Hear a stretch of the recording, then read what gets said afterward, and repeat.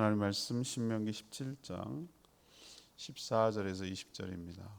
신명기 17장 14절에서 20절까지 교독합니다. 오늘은 5월 10일 금요일 아침입니다. 5월 10일자 본문 신명기 17장 14절에서 20절까지 말씀 교독하겠습니다. 내가 내 하나님 여호와께서 내게 주시는 땅에 이르러 그 땅을 차지하고 거주할 때에 만일 우리도 우리 주위의 모든 민족들 같이 우리 위에 왕을 세워야겠다는 생각이 나거든 반드시 내 하나님 여호와께서 택하신 자를 내 위에 왕으로 세울 것이며 세우려면 내 형제 중에서 한 사람을 택할 것이요 내 형제 아닌 타국인을 내 위에 세우지 말 것이며 그는 병마를 많이 두지 말 것이요 병마를 많이 얻으려고 그 백성을 애굽으로 돌아가게 하지 말 것이니 이는 여호와께서 너희에게 이르시기를 너희가 이후에는 그 길로 다시 돌아가지 말 것이라 하셨습니다. 그에게 아내를 많이 두어 그의 마음이 미혹되게 하지 말 것이며 자기를 위하여 은금을 많이 쌓지 말 것이니라.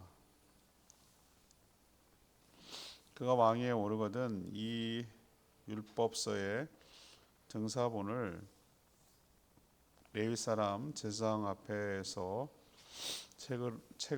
책에 기록하여 평생에 자기 옆에 두고 읽어 그의 하나님 여호와 경외하기를 배우며 율법의 모든 말과 이 규례를 지켜 행할 것이라.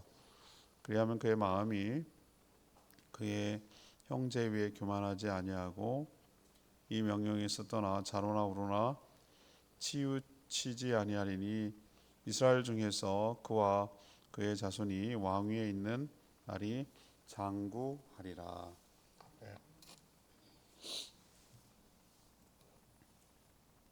하나님은 이스라엘 백성들이 가나안 땅에 들어가면 다른 민족들을 보고 자신들도 왕을 요구할 것을 알고 있었어요. 지금 가나안 땅에 들어가기도 전 모압 평지에서 이런 얘기를 하거든요. 근데 실제로 400년 정도 사사시대를 거쳤어요. 거쳤을 때까지만 해도 그 다른 민족처럼 왕이라고 하는 그런 왕정 제도가 아니었고 그때마다 하나님께서 사사를 일으켜서 재판을 하고 이끌고 또 그런 사이클이 한 400년 되다가 나중에 그 이스라엘 백성들도 왕을 달라고 했죠. 그래서 사무엘이 첫 왕으로 세운 자가 사울이라는 왕이었어요. 근데 여러분 알다시피 사울이 결국은 실패했죠. 그래서 다윗으로 넘어가는데 아니 어떻게 하나님 아셨을까? 하나님이니까 알죠. 알죠. 그러니까 이런 얘기를 나올 걸 알고 이미 지침을 지금 주고 있어요. 그 오래 몇백 년 전에 왕을 세울 때 하나님께서 택하신 자를 세워라. 이게 가장 중요하고 기본적인 거예요. 그리고 왕으로 세워진 자는 조심해야 할 게 있어요. 병마를 많이 두지 말고 또 더 많이 가지려고 또 하지 말고 또 아내를 많이 두거나 은금도 많이 갖지 말라 이렇게 말씀하셨어요. 그리고 해야 될 게 있어요. 평생 동안 율법 책을 베껴가지고 등사본을 만들어서 가까이 두고 그것을 읽으면서 계속해서 뭐하라고 행하라고. 그러면 그 통치가 오래 갈 것이다. 이렇게 말씀하시는 내용이 오늘 내용이 되겠습니다. 그래서 오늘 말씀은 어떤 지도자를 세워야 할까요? 어떤 지도자를 세워야 할까요? 이것이 오늘 질문이 되겠습니다. 당연한 얘기지만 14, 15절 말씀을 보면요. 하나님이 택하신 자를 세워야 할 줄로 압니다. 이것을 어떻게 우리에게 적용할까요? 이 말씀을 그럼 우리나라 뭐 대통령을 뽑거나 도지사를 뽑을 때 전부 다 크리스찬을 뽑아야 된다는 얘기입니까? 그런 식으로 적용하는 거 아니에요, 여러분들? 예. 또 그렇게 접근하는 사람도 저는 걱정이 돼요. 예. 수없이 그렇게 많이 시도해 왔는데 별로 좋지 않은 결과를 얻었어요. 참 부끄럽게실이 우리나라 대통령 중에 크리스찬이 꽤 많았습니다, 여러분. 이승만 대통령, 초대 대통령은 철저한 크리스찬이고 그랬어요. 장로이기도 하고요.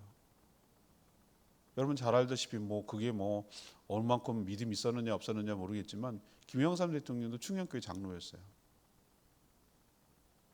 이명박 대통령 아주 열심히 다니는 분입니다. 크리스찬이라고 자기는 스스로 얘기를 하고 다녔어요. 그분들이 부족한가요? 크리스찬이라서 잘했나요? 크리스찬이면 다 되는 건가요? 그런 식의 논리로 이 문자적으로 이렇게 적용해서 여러분 정말 곤란해요. 다만 저는 이렇게 미세하게 적용하고 싶어요. 우리는 특히 교회, 그 다음에 가정, 그리고 여러분들이 속한 조그마건 크건 간에 작은 그룹이 있어도 오늘 이 원칙을 잘 지켜야 됩니다. 타이틀이 중요한 게 아니라 장로, 목사 이런 식으로 직분이 중요한 게 아니라 정말 하나님을 경외하는 자가 리더십을 가져야 되고 다른 사람을 예수님 마음처럼 섬기려는 자가 리더십을 행사해야 될 줄로 압니다. 그렇게 하나님께서 하라고 하시는 걸로 이것을 해석하고 적용을 해야지 대통령을 크리스찬으로 하라고 그랬다라는 식으로 이것을 하면 안 돼요. 왜? 우리나라는 안타깝고 그렇게 되기를 바라지만 기독교 나라는 아니에요. 모든 사람이 그렇게 되길 바랍니다만 모든 사람이 더불어 존중하고 함께 살아가는 나라지 우리가 전도해서 정말 하나님의 나라가 되기를 바라야 되지 강제적으로 법적으로 마치 중세시대처럼 강제적으로 믿지도 않는데 우린 기독교 나라야 너희들은 선택의 자유가 없어 무조건 다 기독교냐 이런 식의 논리는 우린 다 역사적으로 경험해봤어요. 그게 얼마나 허상이라는 거. 마음으로 믿어야 진짜 믿는 거지 뭐 선택의 여지가 없이 그냥 믿는 건 믿는 게 아니에요. 자, 첫 번째는 하나님은 이스라엘 백성들이 가나안 땅에 들어가면 당장은 아니겠지만 주변 민족들을 자기네들도 보겠죠. 그리고 자신들도 왕을 세워달라고 요구할 것을 하나님은 알고 계셨어요. 사실 이 왕을 세워달라는 이 말에 그렇게 탐탁지 않으셨어요. 왜 그러냐면 이스라엘 백성들은 사람이 다스리는 나라가 아니라 하나님께서 친히 다스리는 나라, 하나님이 왕이시기 때문에 그래요. 좀 특이한 나라예요. 일종의 신정국가라고 할 수 있는 것이죠. 보이는 사람을 왕으로 세우면 보이니까 뭔가 든든하고 그렇게 보이겠지만 하나님 뭘 우려했냐면은 그 왕도 인간인지라 여러 연약함이 노출될 것을 하나님은 너무 잘 알고 계셨어요. 그래서 왕을 세우는 것을 이들의 요구가 워낙 그렇고 그렇게 원하니까 완전히 반대하지는 않으셨지만 하나님 오늘 뭐라고 얘기하시죠? 하나님의 뜻에 부합한 제대로 된 왕을 세워라 라고 오늘 말씀하시는 거예요. 이런 뜻이 어떻게 표현되냐면 하나님의 이런 뜻이 외국인은 안 되고 동족 중에서 한 사람을 세우라라는 이 명령에서 알 수 있어요. 이건 여러분 인종차별적인 발언이 아니에요. 우리나라도 헌법에 보면요 어느 나라도 마찬가지예요. 외국 국적을 가진 사람이 자기네 나라의 통치자로 삼는 경우는 없어요. 말도 안 되잖아요. 자기네 나라를 자기 국적도 아닌 사람이 다스린다? 이게 뭐 하는 짓이에요, 그죠? 이건 뭐 다 어느 나라나 마찬가지예요. 근데 이스라엘 백성들은 특히 그랬어요. 이 의미는 뭐냐면은 외국인을 뭐 세워라 이 개념이 아니라 신앙적으로 바라봐야 돼요. 하나님을 알지도 못하고 여기서 이방인이라고 말하는 것은 하나님을 믿지도 알지도 못하는 사람을 말하는 거예요. 그런 사람 하나님을 알지도 경외하지도 않는 그런 자가 이스라엘 하나님의 택한 백성들을 왕으로 다스리는 것은 있을 수 없는 일이기 때문에 이 말씀을 하시는 거예요. 하나님은 하나님이 택하신 자를 왕으로 세워 하나님을 대신해서 이스라엘 백성들을 통치하기를 바라셨어요. 지금 그대로 적용할 수는 없어요. 저는 오히려 역차별을 겪었던 것을 저는 생생하게 기억합니다. 이명박 대통령이 됐을 때 뭐라고 불교계가 중심이 되고 다른 종교가 뭐라고 그러는지 아십니까? 종교 편향이다. 대통령이 기독교인이기 때문에 그 기독교에 대해서 우호적이고 거기만 유리하도록 정책을 펴는 것을 막아야 된다. 그래가지고 오히려 중립적인 무슨 종교위원회 무슨 뭐 만들어가지고 오히려 기독교가 더 불리하게 만들었다니까요. 역차별을 당했어요. 역차별을. 차라리 대통령이 기독교인이 아니었으면 좋겠어요. 저는. 그래야 이런 소리 안 듣죠. 욕만 먹습니다. 얼마나 욕을 먹었습니까? 대통령이 돼가고 기독교인이 저렇다고 오히려 더 하나님 영광 가린 일이 훨씬 더 많았어요. 여러분, 기독교인이라고 다 완벽하지 않아요. 그 사람이 통치자가 된다고 해서 완벽하게 통치하지는 않아요. 우리가 오히려 성도들이 깨어 있어서 한 사람이 아니라 많은 크리스찬들이 깨어 있어서 이 나라가 하나님의 공의와 하나님의 사랑이 흘러갈 수 있도록 기도하고 자기가 작은 곳에서 자기가 영향을 미치는 곳에서 그런 삶을 살 때 이 나라가 하나님의 나라가 될 줄로 믿습니다. 한 사람 때문에 그렇게 되는 건 아니란 말이에요. 많은 크리스찬들이 성도다운 삶을 살아갈 때 오히려 하나님 나라가 촉진될 줄로 믿습니다. 그러니까 환상을 버리셔야 돼요. 그저 뭐 대통령이 도지사가 크리스찬이 되고 장로가 되고 그러면 더 좋을까? 천만의 말씀이에요. 우리는 실험적으로 다 했고 역사적으로 경험했어요. 그래서 그렇지만 오히려 안 믿는다고 할 수 있지만 넌 크리스찬이지만 그 사람이 하는 행동이나 정책이나 방향이나 비전이 하나님의 뜻에 부합한다 한다면 저는 그 사람을 찬성해야 된다고 보는 거예요. 예를 들면 사회적 약자를 배려하는가, 부의 분배가 일어나도록 하는가, 이런 거는 굉장히 하나님 뜻에 부합하거든요.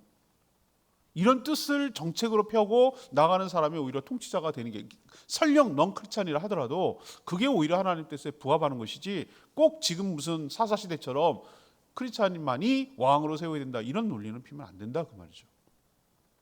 그렇지만 우리가 중요한 것은 뭐냐면 하나님께서 택하신 자를 하나님을 경외하는 자를 함부로 사람을 대하지 않고 차별하지 않고 공의롭게 또 백성들을 사랑하는 마음으로 통치할 자를 잘 분별하고 해서 하나님 뜻에 부합한 자를 세우고 또 지도자로 세우는 저와 여러분 되기를 원합니다.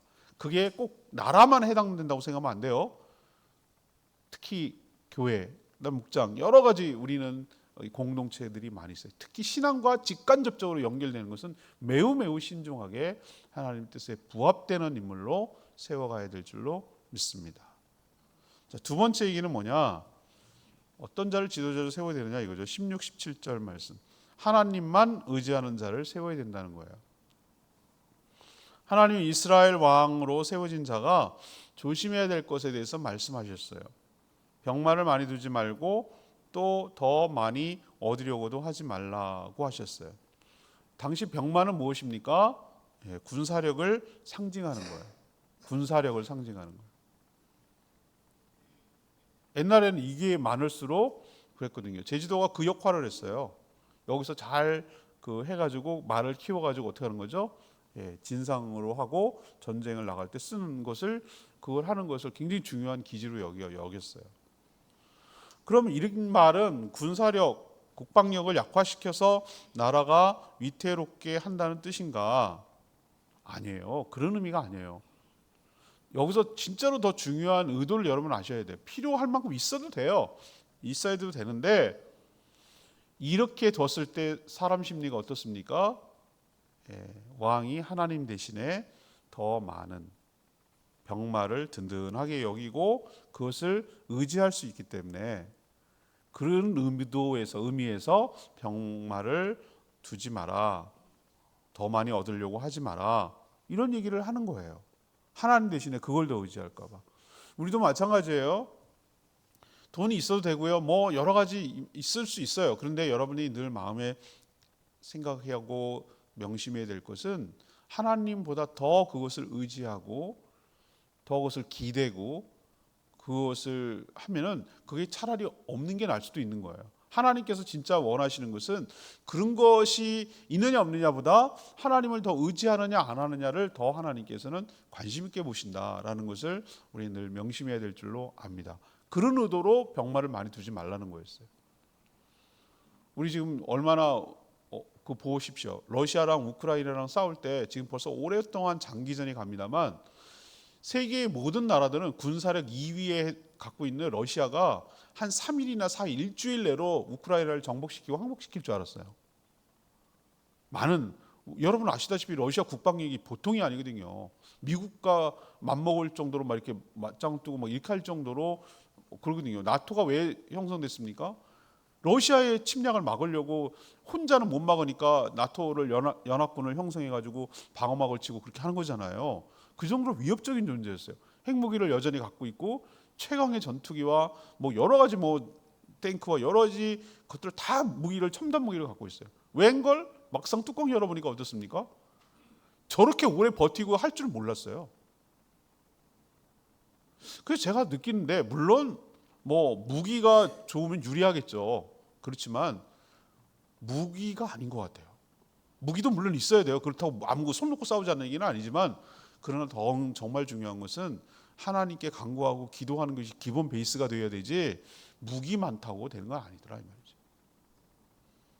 또 하나님께서 오늘 뭐라고 얘기했습니까? 아내를 많이 두어 마음이 미혹되지 않게 하라라고 하셨어요. 이거 굉장히 중요한 지침이거든요. 왕이 솔로몬 때 왕권을 강화하기 위해서 주변 여러 나라, 조그만 나라 부족들, 좀 강력한 족장들 뭐 이런 나라들하고 공주들하고 정략 결혼을 했어요. 우리나라도 저기 고려 시대 때 원나라, 그러니까 징기스칸의 후예들이 세운 원나라가 있거든요. 몽골이 세운 나라. 원나라에 뭐가 됐냐면은 부마 나라가 됐어요. 결국 버티다가 하다가 원나라의 공주가 고려 왕이랑 정략 결혼을 했어요. 그 사위 나라가 되고 장인의 나라가 되니까 어떻게 됩니까? 인척이 되니까 침략하거나 또 함부로 거역하거나 하지 않고 적절한 선에서 타협을 하는 것이죠. 그래서 그 원나라 공주가 와가지고 자기네 나라의 일종의 결혼을 했지만 그 대리인인 것처럼 왕 아버지의 대리인 것처럼 여러저러 고려 조정에 간섭을 했단 말이에요. 그게 아픈 역사가 있어요. 그런 것처럼 보세요. 솔로몬 때 어떻게 했습니까? 그런 일이 있었어요. 실제로 일어났단 말이에요. 솔로몬이 왜 망했을까? 여러 가지 이유가 있는데 여러 성경에 보면 이런 얘기가 나와요. 솔로몬이 여러 왕비를 들여오는 과정에서 그 왕비가 어떻게 보면 자기가 섬기는 신상을 끌고 들어와요. 자기 문화, 자기 정체성을 지키고 자기를 과시하기 위해서 더 화려하게 더 그것을 이용하고 더 그걸 강요할 거란 말이에요. 남편을. 자기 나라랑 관계를 좋게 하게 한다는 이유로 어떤 외교적인 측면에서 했을 거라고요. 결국 이 솔로몬은 이방 여인이 가져온 온갖 우상들이 막 성전에도 세워지고 이런 것 때문에 그 청을 들어주느라고 마음이 미혹돼서 결국은 무너졌다고 저는 보는 거예요. 그렇게 똑똑하고 지혜로운 사람이 이런 일 때문에 하나님의 염려와 걱정과 예상 때문에 그냥 그대로 무너져 버렸어요. 또 하나는 은금을 많이 쌓지 말라. 이게 권력과 재물을 탐하지 말라는 뜻도 되지만 저는 병마와 같은 의미라고 생각해요. 은금이 많으면 어떻게 됩니까? 나라가 재정이 든든하고 뭐 이렇게 되면 어떻게 되죠? 하나님보다 뭘 의지합니까? 외환 보유고가 많고 금 보유량이 많고 흑자가 많고 이렇게 쟁겨지고 뭐 이러면은 뭘 의지하죠? 그런 거 의지합니다. 하나님 의지하지 않아요. 이것을 나라만 국한하지 말고 한 가정과 공동체를 말할 수도 있어요. 하나님보다 더 의지할 것이 있으면은 하나님 의지하지 않습니다. 사람 그래요. 그게 뭐가 됐든 간에. 그래서 하나님이 세운 통치자라고 하더라도 하나님보다 다른 것들을 더 의지할 때 진짜 위기가 찾아온다는 거 우리가 꼭 명심해야 돼요. 솔로몬 보면 알겠어요. 왜 망했는지. 그때 국방력이나 은금이 부족해서 망한 게 아니에요. 어이없게도 외부의 침략이 아니라 외부로 잠입해 들어온 수많은 여러 가지 잘못된 신앙들이 그를 좀먹고 무너뜨렸어요. 내부적으로. 우리도 내가 언제 더 단단해지냐면요, 사람이 위기가 있어가지고 하나님을 더 붙들고 의지하고 하나님께 기도하고 간구할 때는 안 무너져요. 정신 바짝 차리거든요. 언제 위기가 오냐면은 먹고 살만할 때, 등 따시고 배부를 때, 문제가 없을 때, 이제 살만할 때, 그때 스물스물 이렇게 딴 데 눈 보니까 남들도 하는데 나도 그럴까? 저거 나도 살까? 저거 누려볼까? 나도 저거 가질까? 아유, 나도 저거 호사를 누려봤으면 좋겠네. 남들도 하는데 뭐 나는 왜 안 돼? 내 인생은 뭐로 보상받나? 막 이러면서 뭐 슬금슬금 세상에 딴 사람들과 비교하면서 나도 그런 것을 누려봐야겠다고 슬금슬금 나 안에 들어오는 그것들이 나를 무너뜨리는 거예요. 사람은 위기가 그게 진짜 위기예요. 힘들고 어려우면은 정말 더 하나님께 간절히 붙들고 해서 넘어가요. 여러분도 하나님만 의지해야지, 하나님 의지하지 않고 다른 것 의지하는 것들을 자꾸 옆에 두면 나를 망가뜨리는 것이다. 여러분 꼭 기억하시기를 바랍니다. 세 번째는 뭐죠? 18절에서 20절, 말씀을 가까이 하는 자를 세워야 합니다. 이스라엘 왕위에 오른 자가 가장 먼저 해야 될 일이 있어요. 율법책을 등사본, 18절에 나와요. 등사본이 뭡니까? 옮겨 적은 거. 요즘 복사기 있잖아요. 복사기 있어서 얼마나 좋은지 몰라요. 그죠? 요즘 복사도 안 하대. 이상해서 세월이 그래 돼가지고 전부 다 핸드폰을 보니까 뭐. 근데 복사기가 없었을 때는 어땠을까요? 참 기가 막혔을 거라. 이걸 일일이 하나씩 옮겨 적으려면 이게 보통 일이에요. 여러분들 필사 성경 노트 한번 해보셨어요? 어르신들 이제 무료하기도 하고 정신 똑바로 차리고 정갈하게 하는 마음, 붓글씨 쓰는 마음으로 필사 이렇게 하시는 분도 계세요. 옮겨 적느라고. 어떤 분이 1년 넘게, 1년도 빨리 하는 거예요. 1년도 사실은. 몇 년 걸린 사람도 있어요. 그거를 옮겨 적는 일을 제일 먼저 하는 거예요. 왕이. 여기서 신명기가 나왔어요. 다시 신자가 여기서 나오는 거거든요. 하나님 말씀을 다시 옮겨 적어서 왕은 가져야 돼요. 이게 어마어마한 일이에요. 왜냐하면 옛날에 인쇄술이 발달되지 않았을 때 똑같은 성경을 하나 옮겨 적는 그거 있잖아요. 그 성경 하나 갖는 것은 집 한 채 값이었어요. 어떤 한 사람이 어마어마한 노력으로 그것이 생겨났다는 거 여러분 아셔야 돼요. 점 하나 잘못 찍으면 큰일 나거든요. 그러니까 얼마나 정결한 마음으로 서기관들이 하는 일이 그거거든요. 그걸 옮겨 적는 일을 꾸준히 해왔단 말이에요. 이 일을 왕이 해야 되는 거예요. 왜 이렇게 옮겨 적는 일을 해야 되는 거죠? 근데 지 맘대로 할까봐 어떻게 해요? 필요한 말만 할까봐 누구 앞에서 해야 돼요? 제사장 앞에서 책을 기록해야 돼요. 그러니까 제사장이 해야 된다는 거예요. 임의로 지 맘대로 첨가하거나 삭제하거나 하지 못하게 하려는 일종의 조치예요. 그대로 하나님 말씀을 옮기려는 거예요. 그러고 나서 옮긴 책을 어떻게 해야 됩니까? 등사본을 평생 왕 옆에다가 율법책을 둬야 돼요. 옆에 두고 어떻게 해야 되죠? 수시로 읽고 하나님을 경외하기를 배우며 율법에 나온 모든 조치를 지켜 행해야 할 줄로 압니다. 자, 지금 우리로 치면 어떻게 됩니까? 매일 성경을 묵상하며 주신 교훈대로 적용하며 실천하며 살라는 뜻입니다. 가까이 둬야 된다는 얘기예요. 성경책을 가까이 둬야 된다고요. 그리고 가까이 둬서 자주 활용을 해야 된다고요. 저 성경책이 여러 개 있는데요. 자주 쓰는 성경책이 있다. 못 버리겠는 거예요. 이 때가 묻고 표시가 나고 막 이런 것들이 눈이 어두워져가지고 이제는 큰 글씨를 봐야 되는데 큰 글씨 정작 사다 놓고도 그 책을 안 봐. 왜 그럴까? 내가 익숙한 책이 있기 때문에 그러는 거예요. 얼마나 자주 너덜너덜할 정도로 자주 인용하겠습니까? 근데 어떤 분은 성경책이 어디냐 그랬더니 어디 있더라? 그러더니 이제 막 찾는 거예요. 찾더니 맞다. 승용차 뒤에 거기 천반에 있다는 거예요. 승용차 뒤에. 왜 거기냐 그랬더니 주일날 거기 이제 되면은 거기서 꺼내 갖고 이제 교회 가려고 오는다는 거예요. 그 왜 그렇게 할 필요 없지. 교회 가면 다 빛이 돼 있는데. 저 빛이용 성경이 문제라니까. 빛이용을 다 어디 교회나 해놓으니까 편리하도록 하니까 자기 성경이 없는 거예요. 필요를 못 느끼겠거든요. 그러니 여러분 집에서 어떻게 하시는지 모르겠어요. 성경 읽으세요? 읽겠죠. 요즘은 하도 유튜브가 날라가지고 요즘 리딩 지저스도 세상에 읽기만 하면 글씨도 나와. 아유 얼마나 좋은지 세상이. 그러니 성경책을 더 안 읽지. 유튜브에 다 나와요. 막 이러는 거예요. 당당하게. 성경책 왜 필요하냐 이런 식으로 얘기를 하는 거예요. 그래서 정말 세월이 이렇게 됐구나. 그래요. 뭐 꼭 책으로 읽어야 되냐 그런 건 있지만 제가 여기서 말씀드리는 것은 하나님 말씀을 어떤 식으로인지 뭐 해야 되는 거예요? 가까이 해야 돼요. 자주 들여다봐야 되고요. 매일 묵상한 대로 그렇게 살아야 되는 거예요. 이거는 제가 경험하기 때문에 하는 얘기인데요. 저를 지금까지 지탱하고 저를 살려주고 살게 한 이유는 제가 그걸 포기하지 않았기 때문이라는 생각이 지금 들어요. 하나님 은혜 주셨어요.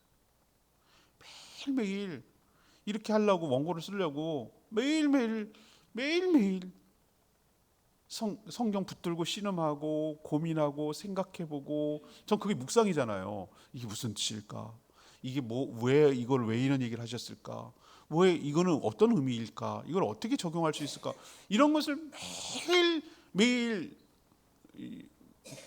저는 표현이 뭡니다. 제가 하는 일이 그거니까 성도들한테 어쨌든 나눠야 되니까 그 일을 하는 거였는데 성도들을 위해서 하는 것처럼 보였지만 사실은 저를 위한 거였어요. 저를 위한. 제가 성경에 가장 많은 수혜를 입고 유익을 입는 사람이 저예요. 저. 그걸 매일 365일 지금 15년째 말도 있지 뭐. 15년 그럼 전에는 안 했냐고요? 전에도 했어요. 여기 와서 15년이라는 얘기지. 이렇게 살면 일단 뭐가 좋냐면은 마음이 교만해지지 않고 하나님의 뜻과 명령이 뭔지를 알아서 좌로나 우로나 치우치지 않고 이렇게 자기 마음대로 가지 않아서 그럼 그게 왜 좋은데요? 하나님께서 오늘 뭐라고 그래요? 오늘 그렇게 살면 너희들이 왕이 살면 너희 자손들이 계속 왕위를 이어가게 될 것이야 라고 약속하고 있잖아요. 롱런한다는 얘기잖아요. 왕조가. 반대로 말씀을 멀리하면 그게 하나님과 멀어지는 것이에요. 저는 수없는 성도들을 많이 지켜봤는데요. 전 조짐이 보입니다. 조짐이 보여요. 예측할 수 있어요. 말씀과 멀어지는 성도. 예배와 멀어지고 말씀 듣는 것을 멀어지는 성도. 영락 없어요. 시간 문제예요. 시간 문제. 전 예측할 수 있어요. 다 떨어져 나가요. 말씀을 먹지 않고 말씀과 멀어지는 게 하나님과 멀어지는 거예요. 이건 정확해요. 그렇기 때문에 당연히 말씀과 멀어지면 그 빈자리를 세상 가치관이 채워들을 수밖에 없어요. 개똥철학. 세상 사람들이 말하는 거. 뭐 이래야 된다 저래야 된다 뭐 고급지게 말하고 어떤 건 천박하게 말하고 어떤 거는 경험적으로 말하고 수많은 사람들이 나한테 얘기해 줘요. 여러분 명심하세요. 내가 말씀으로 채워지지 않으면 그 빈자리는 반드시 세상의 개똥철학이 들어가게 돼 있어요. 그러면 망하는 거예요. 그 사람한테는 성공해서 맞을지 모르지만 나한테도 맞으라는 법은 없거든요. 세상 논리가 그래요. 그렇지만 하나님의 말씀은 우리에게 딱 맞아 떨어져요. 왜? 우리를 위한 하나님, 우리를 만드신 그분이 우리에게 가장 정확한 말씀을 해주시거든요. 또 그분이 그 말씀에 책임을 지시거든요. 그래서 끊임없이 말씀을 가까이 하는 자가 좋은 통치자예요. 하나님의 기독교 가치관과 성경에 나온 가치관을 늘 마음에 염두에 두고 그것을 실현하는 가치관, 그런 지도자가 좋은 지도자예요. 미신에 빠진 자는 안 돼요. 미신에 빠졌다는 얘기는 하나님을 경외하지 않는다는 얘기예요. 그런 걸 더 믿는다는 거예요. 그러니 여러분 말씀을 늘 가까이 하는 저와 여러분 되기를 소망하고 그런 자를 지도자로 세워가는 저희 모두가 되기를 원합니다. 20절 말씀. 그리하면 그의 마음이 그의 형제 위에 교만하지 아니하고 그 명령에서 너나 자로나오나 치우치지 아니하리니 이스라엘 중에서 그와 그의 자손이 왕위에 있는 날이 장구하리라. 왕만 그럴까? 저는 모든 성도가 왕 같은 제사장이라고 봅니다. 이 말씀을 귀담아 듣고 삶에 적용해야 합니다. 우리는 어떤 의미에서 크고 작은 공동체와 단체, 가정, 뭐 여러 가지 회사, 여러 가지 일 때문에 리더가 되는 거예요. 크고 작건 간에 전부 다 그렇다니까요. 모든 성도는 어떤 면에서는 지도자예요. 말씀을 가까이 할 때 우리가 교만하지 않고 좌로나 우로나 치우치지 않고 균형 있는 삶을 살게 되며 동시에 주변에 선한 영향력을 끼칠 수 있게 될 줄로 압니다. 그의 삶을 통해 하나님의 공의와 사랑이 실현되도록 통로로 쓰임받는 인생이야말로 하나님의 말씀에 순복하며 살아가는 복된 인생이 될 줄 압니다. 그러니 늘 말씀이 나의 생명인 줄로 알고 가까이하며 그 말씀대로 살 때 우리에게 복이 될 줄로 압니다. 내가 말씀을 지키는 게 아니라 말씀이 나를 지켜준다니까요. 오늘 이런 지도자가 되게 해달라고, 또 이런 지도자를 선택하게 해달라고 여러분 기도하게 되기를 원합니다. 우리 찬양지 164장 그리고 기도하는 시간 갖겠습니다. 찬양지 164장입니다. 당신은 영광의 왕 164장 부르고 기도하겠습니다.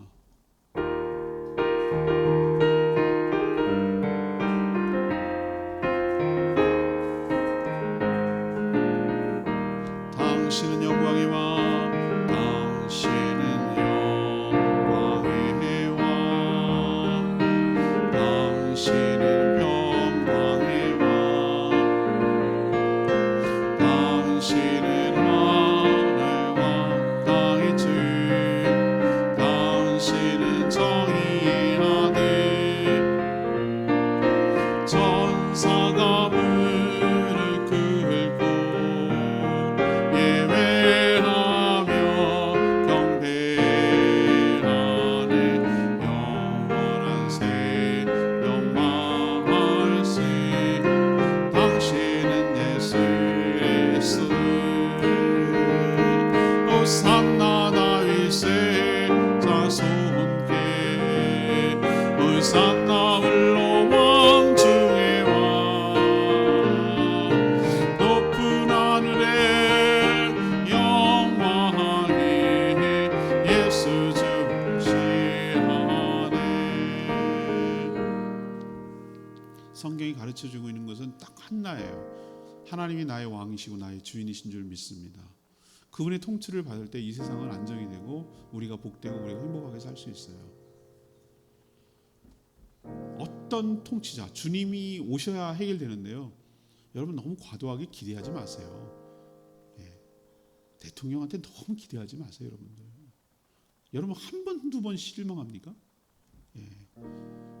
최소한만 하면 돼요. 너무 과도하게 기대하니까 실망도 큰 거예요. 여러분, 주님이 다스리는 나라가 되어야 될 줄로 믿습니다. 사람은 한계가 있다니까요. 오늘 분명히 얘기하잖아요. 은근 갖지 말고 병만 많이 갖지 말고 아내 많이 두지 말고 이 얘기는 다 그 얘기예요. 하나님 외에 다른 거 의지할 때 나라가 망하고 오래가지 못한다는 거예요. 이걸 생각하고 기도를 해야지. 이 장로 대통령 선생님은 잘 기도하라고 천만의 말씀. 우리 수없이 많이 실패했어요. 그런 기대하지 마세요. 그리고 진짜 장로인지도 모르겠어요. 저는.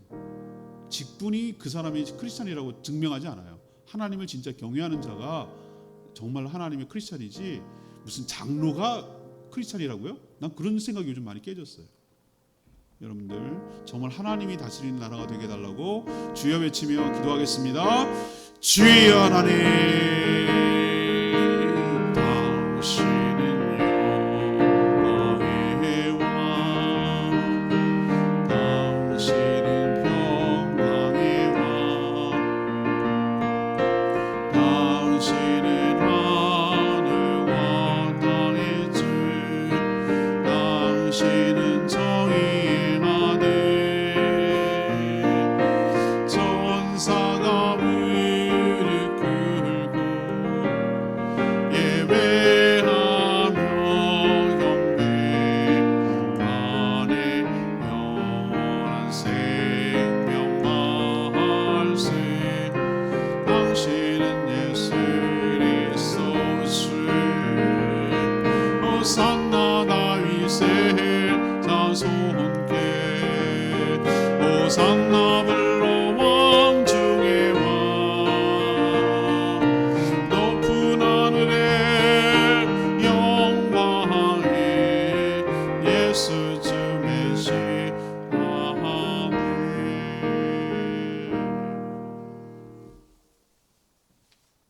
하나님 저희도 이 말씀에 부합한 합당한 지도자가 세워지게 하여 주시옵소서. 하나님을 진심으로 경외하는 자가 선택되어 세워지게 하여 주시옵소서. 하나님 외에 다른 것을 의지하지 않게 하여 주시옵소서.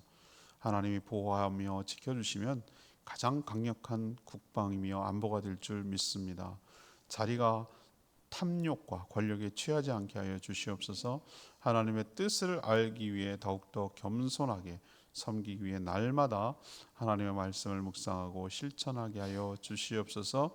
말씀을 통해 지혜를 얻게 하시고 순종함으로 하나님의 뜻을 이 땅에 펼쳐가게 하여 주시옵소서.